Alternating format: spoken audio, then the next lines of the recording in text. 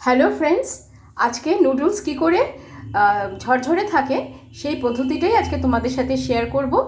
এই জন্য আমি নুডলসগুলোকে একটু ছোট ছোট টুকরো টুকরো করে নিয়েছি। একটা কড়াইতে আমি বেশ খানিকটা জল গরম করতে বসিয়ে দিয়েছি। দেখো জলটা ফুটে উঠেছে। এবার এর মধ্যে একে একে খানিকটা সাদা তেল, 1 চামচ নুন, এখানে একটা লেবুর রস করে রেখেছিলাম, এই লেবুর রসটা পুরোটা দিয়ে দেব। এবার এর মধ্যে চাউমিনগুলো আমি দিয়ে দেবো।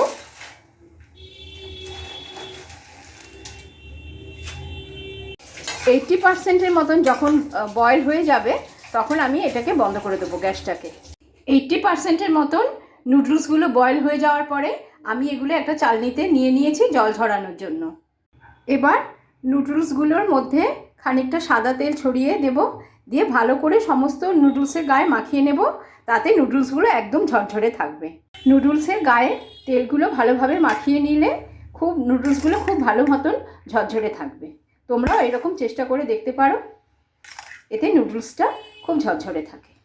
চাউমিনটার সাথে যে আমি তেল মাখিয়ে রেখে দিয়েছিলাম, দেখো চাউমিনগুলো কীরকম ঝরঝরে আছে, একটার সাথে একটা কিন্তু গায়ে লেগে যায়নি।